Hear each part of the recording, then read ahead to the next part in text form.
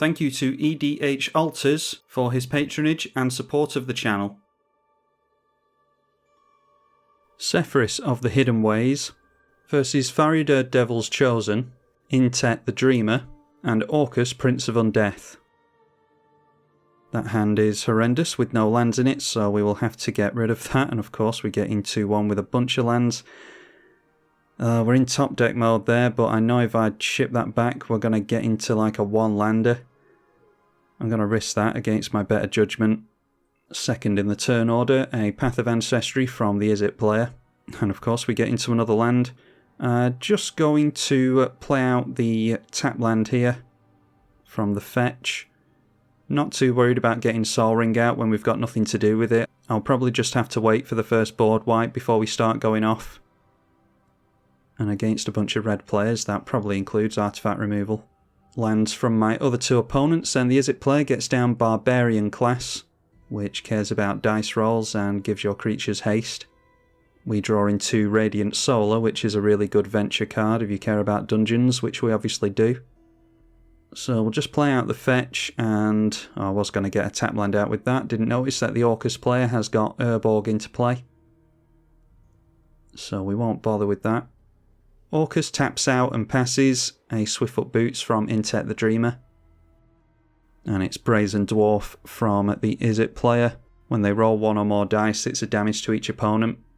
Another land for us. Well, we're not going to struggle on lands. We've only got 35 in the deck. So we'll just have to try our commander here. Not expecting it to make it round the table though. And then Orcus shows us a Bloodline Pretender. That is one of the new shapeshifters. Comes down as a spirit, curiously. And the dragon player is passing with open mana. Farida being cast into that open mana. And it does hit play. They get down a tap land as well. Okay, and it's another cycling card for us. We do have a cycling theme in this deck because it's a great means of getting rid of creatures into the bin and triggering our Sefris. It's also not too strong, so our opponents might not worry about us. Throw down the Sol Ring finally. And let's look at some cards by cycling this big sea monster. Also venture into our first dungeon. There's some cards in the deck that care about us completing dungeons, so we'll go for Tomb of Annihilation because it is the shortest one. So that comes into play, and each of us loses a life. And then Waker of Waves being cycled allows us to put one of these cards into our hand. Sakashima is a combo piece. I very much like Dream Trawler with the fast mana. And that is a means of us drawing past all these lands, hopefully. So we'll put the Dream Trawler into our hand and hopefully we'll be able to cast that next turn.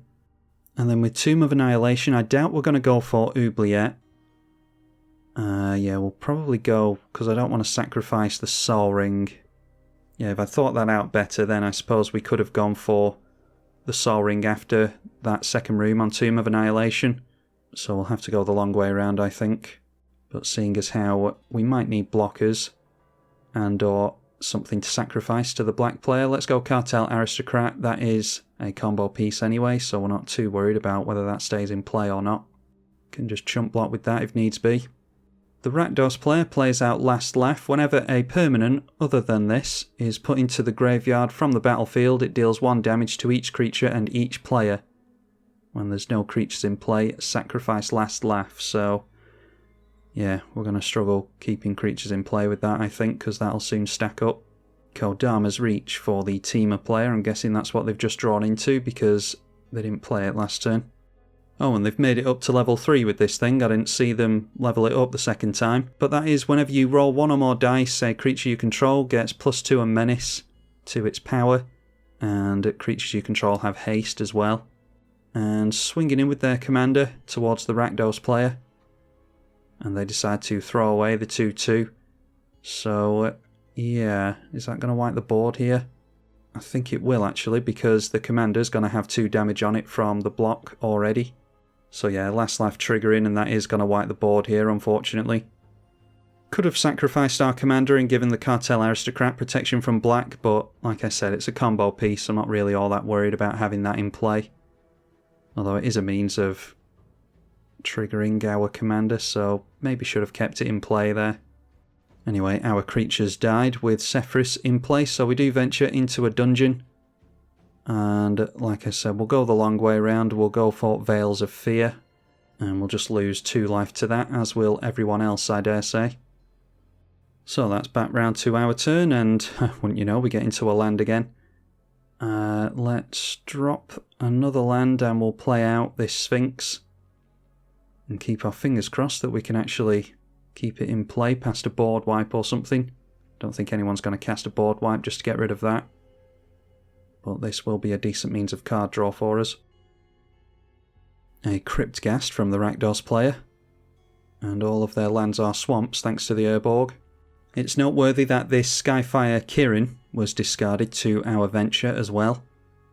Mina and Den coming in for the Teamer player, so wanting to ramp like crazy in this deck apparently. Which is no wonder if their commander costs 6. More ramp in Mana Crypt. Then there's a Dax duplicate.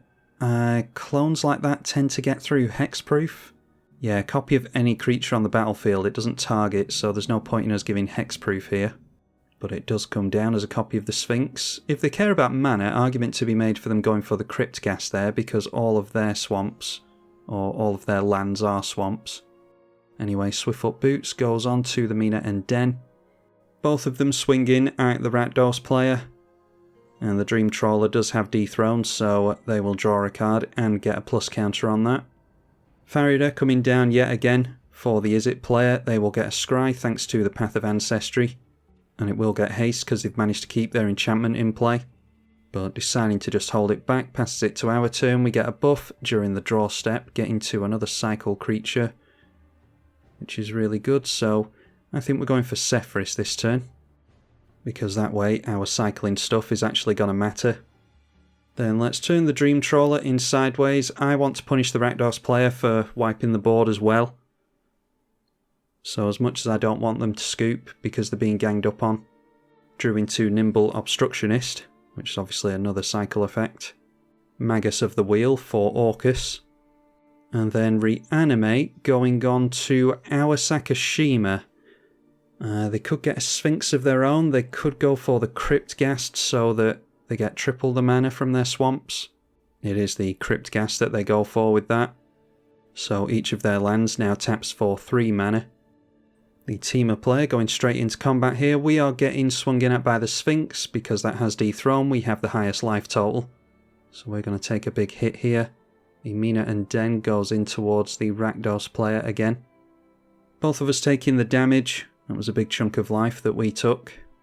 And then, oh good, a Blasphemous Act. If we cycled the Angel, then we'd reanimate something into the Blasphemous Act, and obviously there's not much point in doing that. I think we're just going to have to take this one on the chin, unfortunately. So everything getting wiped. We do venture further into the dungeon at least, thanks to the Sefris. So everyone is going to lose 2 life here, unless they want to sacrifice a creature, land or artifact. A regrowth from Intet, and that is just going after the Kodama's Reach again. So continuing to ramp over there, casting the Kodama's Reach. And then an Explosive Vegetation as well, down to 2 cards in hand. All of our opponents are at 2 cards in hand, actually. Oh wow, and at the end of the turn, the Orcus player going for Rise of the Dreadmarn. That is one that I've been meaning to cast for the longest time myself, and never had the opportunity to do it yet. But yeah, that's the time to do it, straight after a board wipe, so they get 8 2/2 zombie tokens. And this time it is Earth Cult Elemental for the Dice Roll player. Hopefully we don't have to sacrifice too many things here. We really want to keep our mana. Okay, just sacrificing 1 permanent, thankfully. I think the most useful thing will be a fetch in the bin, so we'll sacrifice the Arid Mesa. And they do turn that into an 8/4 with Menace. Might want to hold it back against the Dreadmarn though. And they do not swing that in, thankfully. So that takes us round to our turn again. And we draw into a land once more, Command Tower. We'll drop that down and get our commander out yet again. And we'll actually be able to complete a dungeon on one of our opponent's turns thanks to the Angel. So that should be able to get us back the Sphinx. Might be able to make some decent blocks against these zombies. Oh, that's really good. A Whip of Erebos, so they're going to be able to gain 14 life here if they turn all of those in sideways. Turning 5 of them in sideways towards the Temur player. Holding 2 of them back, no doubt, for that elemental. So jumping back up to 26. And now we're seeing Intet the Dreamer for the first time. And they do shove the Swiftfoot Boots on there. They've got the mana held up for the ability as well. Turning straight in towards the Rakdos player as revenge. Oh, and that's really petty. The Rakdos player decides to quit on us. Luckily, Magic Online still gives you the combat, so Intet will still be able to land here. So the trigger still goes on the stack, thankfully. And they pay the 3 into that. Exiling it face down, we don't know what free spell they got there. Command Sphere from the Izzet player. I think their commander is out of range here. It's been wiped too many times. And they decide to turn their elemental in sideways towards the Temur player, which is fine by me. They're not going to be able to block the dragon anyway, so decide to turn that in sideways. And at the end of the turn, we'll get one of these dungeons completed. So let's go white. We'll get rid of the angel, which ventures us into Cradle of the Death God. And that puts a 4/4 Death Toucher into play for us. It will also reanimate the Sphinx thanks to Sefris. And just to top it off, we'll get 3 life and venture into another dungeon with the angel, so not bad for 1 mana. Let's try out Dungeon of the Mad Mage here. We could go through Tomb of Annihilation over and over again because it's shorter, but just for the sake of having some fun, we'll go through a different dungeon. So that will gain us a life when we venture into Dungeon of the Mad Mage. Drawing into Persist, which is a really good new reanimation spell. So we'll be able to continue to keep that Sphinx in play, I think. I think we want the Archfiend of Ifnir in play here, but just in case we draw into something else of relevance, we'll draw with the Sphinx straight away.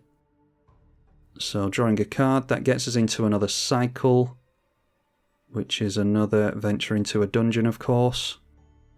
Hitting the Temur player down to 16, we go up to 34. And yeah, I think ultimately we want Archfiend of Ifnir with the cycle cards in hand. We can do both the Street Wraith and the Nimbus.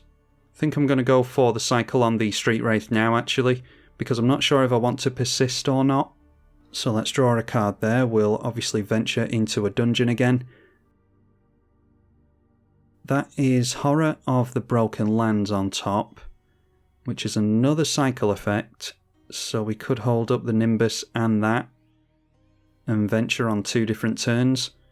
Yeah, so I think we keep that on top, and we're going to draw into it thanks to the cycling here. Archfiend of Ifnir, whenever we do cycle, is going to put minus counters on all of our opponent's stuff. That's going to make it more difficult for the Intet to swing in. So we could persist and get the Radiant Solar into play here, which is just another life-linking flyer for us. But I think we're better off just holding on to our cycling effects. I think we're actually going to end up cycling with the Nimbus onto the Intet the Dreamer here. That is a triggered ability when it hits. Turns in sideways, goes in towards the Izzet player, so knocking them down to 25 with 5 commander. Trigger goes on the stack, of course, so let's cycle. And we can counter that. That will trigger the Archfiend of Ifnir, debuffing everything, venture into another dungeon, counter the ability, and we get to draw as well. So getting a lot of value out of all this. The next room that we go into is a treasure token, I think. Goblin Bazaar. And we draw into yet another cycle effect in Splendormare. That is a life token counter onto something for 2. Oh, Ataka World Render, that's a pretty scary one. Flying and Trample. Haven't played their face down card yet, just hardcast that, putting these Swiftfoot Boots on it as well. Swarming Goblins for the Izzet player, they'll get at least one other Goblin with that. Yeah, that's pretty unlucky, they only get the 1 Goblin. They did roll a dice with that, so they can put Menace and +2 onto the Elemental, but deciding not to swing in, which is what we thought would happen. So at the end of the turn we will cycle again, debuff all of our opponent's stuff, get rid of one of their chump blockers in that Goblin. That allows us to venture into another dungeon. This time we are going to scry 2, and that's really good. We get to scry away a couple of lands here. Don't want to be drawing into any more lands really. And off the cycling, draw into Path to Exile. That's really good. We can get rid of maybe the Ataka. Probably not the Sphinx, thanks to Hexproof. Could force them to discard when they've got only one card in hand, though. And then at the beginning of our turn, draw into yet another land. Yeah, I really want rid of the Team of Players board here, so I'm going to offer up a trade. We can trade dragons here. I can debuff things at instant speed thanks to the cycling card that we've got in hand. So we'll swing in all of our big creatures to the left and hopefully land a bunch of damage. Drawing yet another land from the Dream Trawler. Getting pretty flooded. Yeah, so deciding to trade our... I thought it was a dragon, it's actually a demon. So trading their dragon for our demon, Archfiend of Ifnir. And they throw their Sphinx in the way of ours. So in response to blocks, let's go for cycling. We'll put a lifelink counter on the Death Toucher, I think. Because then we can continue to gain life, hopefully. Might be that if they're blocking like this, then they're going to board wipe next turn. But with a creature going into the bin, we will put the minus counters on everything, of course. Venture into another room of the dungeon. We can either make a couple of skeleton tokens here or exile the top cards. We keep drawing into lands, so I'm going to go for Runestone Caverns here. So exiling the top cards. There is Anguished Unmaking, and we've got Shriekmaw as well. So let's go for the Shriekmaw. We can play it for its evoke cost. And I want to get rid of Intet the Dreamer here, so that they don't have any creatures in play. That means that they'll probably recast Intet and give it haste next turn, and then we can go for Path to Exile, and that pretty much wastes their entire turn. So blowing up the Intet. Evoke does not trigger the Sefris because we've already triggered it this turn, but Evoke is something to be wary of with Sefris. It will trigger it if it hasn't been triggered already. More -1 counters on our opponent's stuff. And then we draw with the cycling from the white creature, and yet another land. Wow. Well, we've got a lot of discard fodder for the Sphinx at least. And, oh, can we not Anguished Unmaking here? Oh, you have to play them whilst the Runestone Caverns is on the stack. I thought you could just play it until the end of the turn. Yeah, so if I'd understood that properly, I would have gone for Anguished Unmaking onto the Swiftfoot Boots. But we've still got Path to Exile available to us at least, so we shouldn't have to deal with Intet this turn. 2 cards in hand, they might have a counter spell. So playing the Intet, Swiftfoot Boots going onto there. In response, we will go Path to Exile to get rid of that. We successfully exile it, and they drop a Sakura Tribe Elder. That's fine with me. Looks like they've got a hell of a lot of ramp in this deck. Pixie Guide from the Dice Roll player. So there's going to be a lot of dice rolling going on if they're lucky enough to get into those cards. Turning it in sideways to us, it has flying, it will peck us for 1. Does have haste thanks to their enchantment. And now it's round to our turn again, so hopefully we don't draw... I was just going to say, hopefully we don't just draw into a land, which of course we do. We've drawn a heap of lands this game, which is ironic because we started with a heap of lands. I'm just going to turn everything in sideways towards the Teamer player then. We'll try and get rid of a player as soon as we can. Okay, drawing into Muldrifter this time from the Sphinx, so that is really good. Knocking the Teamer player down to 2, not quite managing to get rid of them unfortunately. Drew into Muldrifter at the wrong time, we could have buffed the Sphinx up enough to get rid of them. Now we could evoke the Muldrifter, it sacrifices itself, we venture into a dungeon and then persist it back into play. I think I just want to hold on to the persist for as long as I can. So we'll hardcast the Muldrifter here and draw yet another land. We do get Sheoldred though, that's really good. So do we just tap out into Sheoldred? It'd be nice to discard that to the Sphinx and then reanimate it, but persist can't do legendary creatures, so... yeah, we'll just hardcast the Sheoldred here, I think. That'll make it really hard for our opponent to keep Tiamat in play. Oh, but they've got a Rite of Replication kicked onto Muldrifter. That is a good way to refill your hand. So they get 5 Muldrifters into play, and each of them is going to draw them 2 cards, so that is 10 cards up to 11 in hand. And then casting themselves a Planeswalker in Sarkhan Vol. That can give haste, it can steal creatures as well. They go for the +1/+1 and haste on all of their creatures.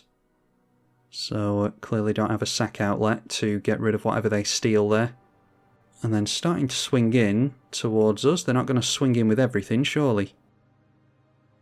That is 15 points of damage, and they do just turn everything in sideways. I mean, that's just spells the end for them next turn, so maybe they don't fancy their odds. So let's just chump block one of these with the Muldrifter. We can reanimate it next turn with Sheoldred, and it will venture us even further into a dungeon. So at the penultimate room of this one, that will have a Scry 3. Okay, I don't want the small blue creature because that's going to be a bit too slow for us without haste. Ashen Rider, we could cast that for free if we complete the dungeon next turn. So if we put that second from the top and just draw into the dam, then we can complete the dungeon and get a free Ashen Rider. That does assume that we can have a creature hit the bin though, which I'm not sure that we can actually now that I think about it. Anyway, going down to 38, the lifelink has really helped us this game. Sheoldred getting rid of the swarming goblins, and then turning both creatures in sideways towards us. That smells like a board wipe to me. But just in case they've got some burn to get rid of Sheoldred, we're at a very high life total here, so we'll just take the damage there. Only going down to 35. Alright, and the last card in their hand was an Earthquake. That deals damage to players. So X is 7 here, that gets rid of the Teamer player for us. So down they go, it gets rid of all of our creatures apart from the ones with flying as well. Sefris can go back in the command zone. And we do venture into that dungeon. So getting some free spells here, I wasn't expecting to do it before the end of the turn. But I think... Alright, and they decide to scoop there. Yeah, what I was going to go for there was the Scion of Darkness, just because I think it might be fun. We get to steal creatures from their graveyards. It's a 6/6 with trample, and it has cycling, so it's on theme. Ashen Rider wouldn't have necessarily been pointed at anything too relevant. But yeah, I think that was a pretty good showing for the deck. Lots of cycling on creatures so that we can venture into the rooms of the dungeons over and over again. We do have a combo in this list, so let's jump over, I'll show it you right now. So the deck went pretty well there. We just got really flooded for some reason. As you can see, we've only got 35 lands in the deck, 36 if you include the Glasspool Mimic, but just couldn't stop getting into lands there for some reason. The combo that I want to point out to all of you is centered around Angel of Glory's Rise. Our commander is a human, if you haven't noticed that already, so what we do is use the Angel of Glory's Rise to reanimate it, along with Sakashima of 1,000 Faces, which is also a human, and our sack outlet, one of, in Cartel Aristocrat. So we'll put these together in a pile. We can get these into play or into the graveyard with Buried Alive. We actually drew into 2 of the pieces in that game, so we would have just grabbed another one with some other kind of tutor effect like the Entomb. But what we ultimately want to do is go Angel of Glory's Rise being reanimated, either by completing a dungeon, which is a slower way of doing it, or we can use any of our reanimation effects. This will bring in the Sakashima of 1,000 Faces along with this. Sakashima will enter as a copy of the Angel of Glory's Rise, which will put another trigger on the stack. We'll use the sack outlet from Cartel Aristocrat to sacrifice the Sakashima and the Sefris whilst the new Angel of Glory's Rise triggers on the stack. So now the 2 legendary creatures are in the graveyard. The Angel trigger will resolve, Sakashima and Sefris will come back into play, and Sefris would have ventured into a new dungeon upon death. So we just complete... Which dungeon is it called? I'm just looking it up now. The Lost Mine of Phandelver. We'll just complete that over and over again because it drains your opponent in one of the rooms. Obviously, we're not going to do that on Magic Online, but I will ask my opponents if they've got a response to any of this, and if they do, then we'll play it out honestly. If not, then we win the game, and we'll just scoop it up there. But yeah, basically, it's just Angel of Glory's Rise over and over again, and sacrificing everything, reanimating it, and venturing into dungeons with each death. There's a million different combos that you can play out with Sefris of the Hidden Ways. I didn't want to make it a complete combo deck. because it's not really my type of thing, to be honest. I do really like Reanimator though, so we got a little glimpse of some Reanimator stuff in that game. There's combos with Tortured Existence that you can use with things like Ashnod's Altar or Phyrexian Altar even. Speaking of Phyrexian Altar, there is Rooftop Storm as well. You can play zombies for free with that. That goes with the Grave Crawler, so you can sacrifice that and replay it over and over again as long as you control another zombie. I've played that in other decks, and I am saving combos like that for the new Dimir commander that has just been spoiled from Innistrad.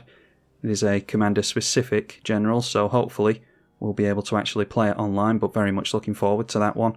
Saving the combo for there, I think. And that's that. List is in the description as always if you want to check it out. I'm tribalkai on the EDH channel. Thank you for watching.